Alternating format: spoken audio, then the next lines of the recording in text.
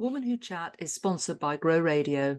Grow Radio is an online radio station dedicated to bringing you a different podcast on the hour, every hour. I'm proud that Woman Who Chat is played on Grow Radio every Tuesday at 3 p.m. and Friday at 8 a.m. and to be a part of their podcasting community. If you want to listen to the station, explore their shows, check out many of the blogs to improve your podcasting skills, or get your podcast onto Grow Radio, head over to growradio.uk today. Welcome to Woman Who Chat, and today I'm chatting with Harpreet Stevenson of Collective Companion. Hello, Harpreet. Hi, Sandra. Now, let's get this out of the way first. Is it Harps or Harpreet? Which do you prefer? To be honest, I have a little bit of both. So I genuinely don't mind. Yes, whichever you prefer. Okay, that's great. So tell us a little bit about what you do now, and then we'll talk a little bit about what you've done in the past. Okay. So I founded the Collective Companion in, it was the last day of February, actually, last year. So I'm about almost a year and a half into the business. And essentially, it's a marketing business. I'm what you would call as a general marketer. So throughout my career, I've done a little bit of everything and anything to do with marketing, and sometimes not related to marketing at all, that gets lumped in with marketing. But when I set up the business, I was advised by a coach to specialise into an area. And what I found actually reflecting on that is it's helped for me to get my foot in the door with a lot of the clients that I work with. So I specialise in social media, but one of the things that I guess explain as what makes me different is that I've always worked in engineering businesses where there's been quite a lot of technical content. So I've almost worked as a translator from the technical to the non-technical. And so I do have a passion for the actual content side of marketing. So whilst I specialise in social media, I also really enjoy content and copywriting projects because I like to get my teeth sunk into some quite meaty topics if I can. Oh gosh. So yeah, that technical jargon that there can be barriers really, I think, to people who don't really understand, and some companies just speak their language and don't realise that they need to speak the language of the person that's reading it or listening to it to break down those barriers to actually be able to communicate with their audience. So that sounds great. So come on, tell us a bit about your backstory then. So what were you when you left school? What was your goals and aspirations, and how did you get to where you are now? So it's really interesting actually, because when I did my A-levels, I went to a design and technology college. So I'd done a lot of design and technology, which sits very closely with the engineering businesses. And when I did my A-levels, I picked them in a way to my strengths. I've always been a good communicator. And so I did a mixture of kind of more the communication, psychology, media, but I also still had that engineering technology focus.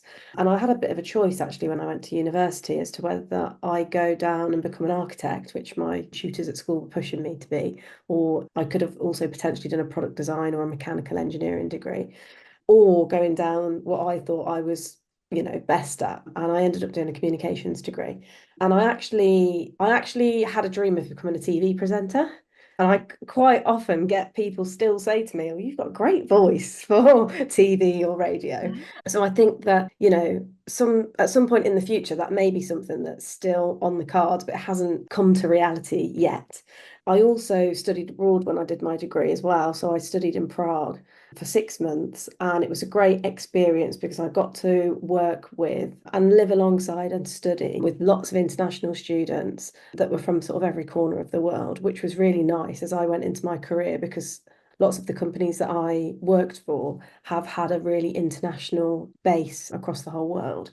So I've actually worked in a range of industries. So my first job was a sales role. I thought it was a marketing role, but it was very much a sales role when I got there. And it was in the education space, online education. And from there, I moved into automotive. I then moved into industrial engineering. And that was kind of my corporate job, my first big corporate job. So the companies before that were SMEs. And this was a nice company, really, because it was Swiss owned. Like I say, we had operations in America, all across Europe. So I got to do lots of exhibitions all around the world. and lots of travel, which was great because, who doesn't like to travel? I think I've probably got a slightly different view on it now, but it was really great. But it really gave me that corporate grounding and that foundation. So I did lots of things from literally end to end, from idea to, pulling together proposals to actually then executing on all the work as well, and bringing those to life. And one of my favorite projects when I worked there was a VR virtual reality project where one of our exhibition stands it was like a hidden portal on the exhibition stand, and we held up an iPad, and basically it was kind of like an alternative to having a headset. People could still see around them, but it was a really exciting project because as they stepped into that space through the iPad, it took them into the inner workings of an industrial piece of equipment. And it was great, really great interaction that we had on the stand, and I really enjoyed translating something that's quite boring into something exciting. And then from there, I then went to go work for another engineering business. They were more electrical. And then we had COVID. So I went into the lockdown. I was very fortunate I wasn't furloughed, but I spent the whole of lockdown basically sat at a computer looking at testing standards, really technical document, and making them into pretty brochures that were 30 to 60 pages each across different vertical markets, they called them. So we did some stuff on electric vehicles, solar panels, all that kind of stuff. And actually at that point, I was looking to move into more of the technology space. So I actually went to then go work for a software development company. They do ERP software, which again sits quite nicely with my experience. It allows businesses to manage their operations from end to end. And I'd already started, I think, on a journey of getting to where I am now, because I spent a short amount of time with that company, about a year and a half. And then I went to go and work for a local entrepreneur who was a technology entrepreneur and had started several businesses and exited them, and was looking for a head of marketing to come in and help to bring to market some of the technologies that she'd been developing throughout COVID. And it was really interesting actually, because I guess so I joined in the October, and one of the questions I was asked at the end of my interview was, Harpreet, are you interested in learning how to start your own business? And sort of a bit sheepishly, I kind of replied and said, well, I wouldn't really be applying if I wasn't interested. So the wheels were very much in motion. So having started in the October, over Christmas, we came back into the office and I was told that the developers were going to be let go. And at the time, I thought, well, this could be a really positive thing because it frees up a lot more budget to do marketing things and help to launch these products. Or it could be a really negative thing. So myself and two colleagues were given a 6-month roadmap, and we were told one of the platforms was our core focus. And actually, sort of in the January, February, there was lots of sleepless nights because I was thinking, well, what are all the things that we could do and what could we try? And actually, again, reflectively, I look back and I think I kind of accelerated my journey into becoming a startup entrepreneur, because I did a series of videos which I embedded into emails and I sent them out to prospects. And I think what I was doing there was I was proving that I wasn't afraid to put myself out there, because I think it can be quite scary to step into a space that's unknown. You don't know anything about it. You don't know what the next step's going to be. So shortly after I did those videos, we went into a management meeting actually, and the kind of message was, well, guys, I think we've come to the end of the road. So I actually went off the call because I felt quite emotional, because I kind of, like I say, I kind of knew it was coming, but I kind of didn't expect it. And I wasn't sure really how to take it. But later in that day, I had a call with my manager, and again, she said, well, why don't you take this as an opportunity to become your own boss? And again, at the time, I thought, well, why would I want to do that? I've never thought about becoming my own boss. Why would I want to do that? But it was on a Thursday afternoon, and so on the Friday, I actually sent out probably 40 applications on LinkedIn to lots of jobs and Indeed. And then I thought, right, everyone knows how long it takes to go through a job application process. And so I thought, this could be a really slow process. So I thought I'll start to equip myself with some knowledge on how to get started, whether it's self-employed or as a limited company. And so I actually ordered a short book that was about, I think it was called How to Go Self-Employed. And I read this book over that weekend. And I still hadn't really made a decision on what I was going to do. But on the Tuesday, I went in to hand in all my IT equipment. And it was interesting because as I went in, I sat down and it was the HR lady and the entrepreneur.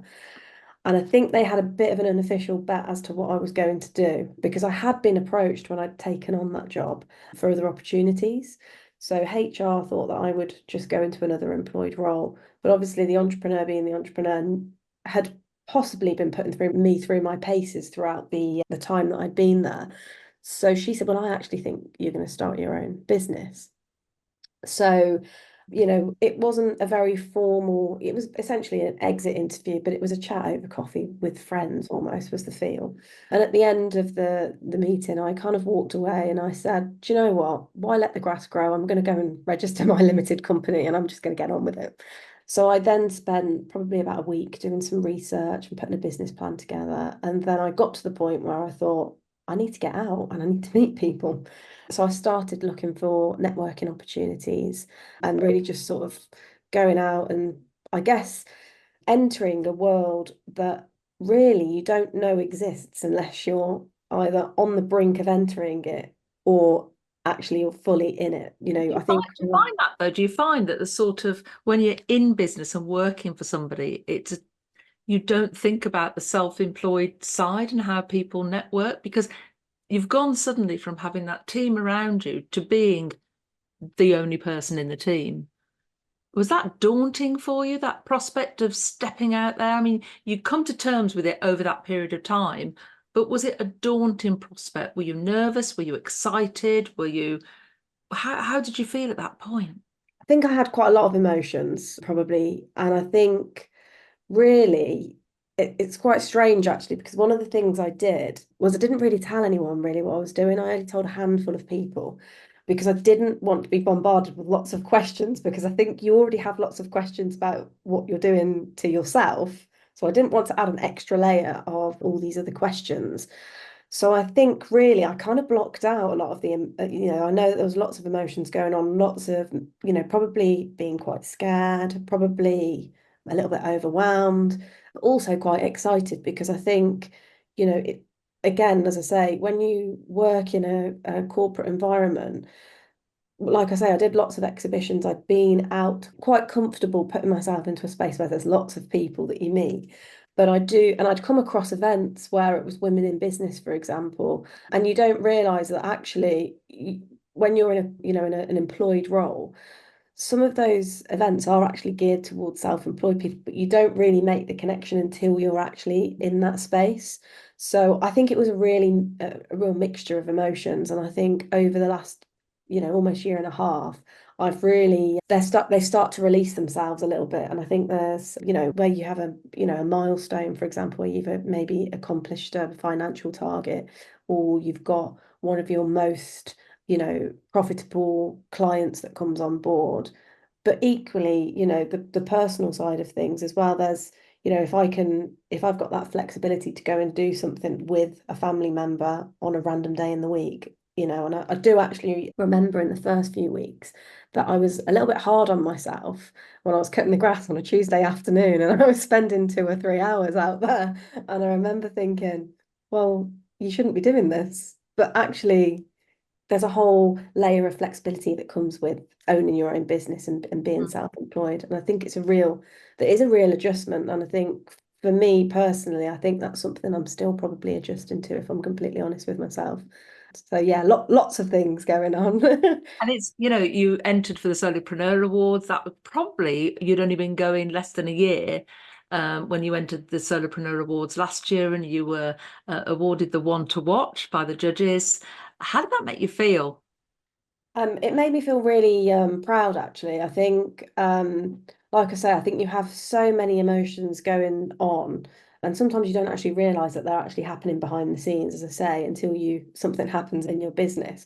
But it was a real boost. I think actually I was only probably less around 6 months mark into the business, and To be honest, I actually applied at the last, I think it was the day before, so I was one of those deadline dancers, and I thought, you know what, I've got nothing to lose. And I remember going to the finalist lunch, and I was on the phone on the train to one of my friends, and I said, well, you know, I've only been in business a few months. I'm not going to be called out as a finalist. And it really hit me quite hard, actually, because I think I was one of the first names that was called out. And I actually sat there sobbing, but I don't think anyone realised because I thought, oh my gosh, I just entered, you know, you've got to be in it to win it. And I didn't think really anything of it. And I could, you know, I thought I could just tick it off and say, yes, I've entered an award. And, you know, I'm taking that opportunity really to kind of record in time what I've managed to achieve in that short space of time. So I do think that, you know, it's important to have that mechanism almost in your business, whether you do that yourself or you do that through entering awards. So Fantastic. And it, you know, self-employment isn't an easy journey. A lot of people say, I'm doing it for the flexibility and all this, but there are milestones, there are ups, there are downs. Is it the sort of thing that you feel, right, I'm finally getting to where I know where I'm going, or are you still in that early stage, do you think? Because I believe any business up to 2 years old is still a startup. Where do you feel you sit right now? So I actually set myself quite an ambitious year one revenue target. And I remember, again, it must have been about between sort of 4 to 6 months. I looked at my plans that I put together and I thought, they're way too ambitious. They're not realistic. So I actually halved the target. And when I hit that at the end of my first financial year, I was really pleased with myself because, you know, my husband actually says to me regularly now that I managed to, you know, do that by myself. It wasn't part of any other, you know, group of people. And I think so, you know, being a year and a half in, I'm on track now really to do what I did in the first year and the first 6 months of my second year. So I found that the business has really accelerated. And it's really moving in a, you know, in an upward and a positive direction for me. And I think, you know, that's really a credit to a lot of the communities that I've kind of injected myself into and become part of, you know, and I do feel really supported around by the groups that I've, you know, been lucky enough to get involved with. So I feel like, yes, still very much a startup, but I think that the progress, it's moving in the right direction. And I think it is, you know, you hear a lot of these success stories and, you know, sometimes they can be dressed up as overnight success, but actually they're really not. There's a lot of work, I think, that goes on for, you know, possibly 5 years, even longer, that until people get to that point, but you don't get to see that because it's, you know, either not shared or it gets lost in, you know, the success that those businesses have achieved. So I do think, yeah. It is tough, yeah. It's yeah, and I think being authentic as well, telling it as it is. I mean, this is my 9th year of Woman Who, and it's not been easy. You know, the pandemic hit me like a ton of bricks because events fell off the edge of a cliff. I've diversified. I've had caring responsibilities. I'm an open book when it comes to saying how it is. I could go out there tomorrow and say I'm the world's biggest success overnight, but I'm not. Why would I want to do that? But I know what you're saying there, and there is a lot of hard work goes into self-employment, and I think the first 2 years are the hardest because that's the make or break. But I would always say to anybody, don't actually beat yourself up too hard because a lot of business go for several years before they start even seeing a profit or seeing any revenue coming in. So you sound as if you're doing really well, and the judges definitely felt that you were one to watch. So we shall see what transpires for you. What's on the horizon? What have you got coming up? So as I say, the communities that I've been part of have been really, you know, really supportive and fantastic for me in helping to grow the business. And there's a few projects that I'm part of. So I'm part of a think tank, which has just launched over the last couple of months to help enable women to access board positions. So I'm really excited to see how that will unfold over the next year. But I've also started to have a look at other projects that I could potentially, you know, launch again as a founder. So it's quite, I think again, it probably sounds a bit cliche, but I think it's an entrepreneurial bug that once you're in, you start to see opportunities or problems to solve around you. So yes, I'm starting to do some research on that, and I'm starting to reach out to other communities that align with that project. So I am very excited to see, what's to come with that. So yeah, so you'll have to watch this space. There may be some more exciting news on this on the Absolutely. horizon. Put the things out there, because I always said I wanted to run my own radio show, and that's happened now. So these things do come, but I think you have to take steps towards them as well. And you have to seek out, it's only a local radio, but it's still a step. And it's Absolutely. given me that experience of something new. And I think, the more experiences we can add, the more skills we can add to our skill set, the better it is. And sadly, Harpreet, we've run out of time, but I always ask my guests if they'd like to share a top tip or piece of advice to the audience. What would yours be? I think my top tip would be that if there's something that you really want to do, I would say just start and do it, because I think quite often we have lots of ideas that bounce around in our heads and then we don't actually do anything. And I think, you have to do something in order for you to achieve that progress, or to achieve that goal that you want to hit in your life. So yeah, that would be my advice. That's great. And we will share all your contact details in the show notes. Thank you again. That's Harpreet Stevenson. Get the right surname there because you recently got married. Harpreet Stevenson from Collective Companion. Thank you.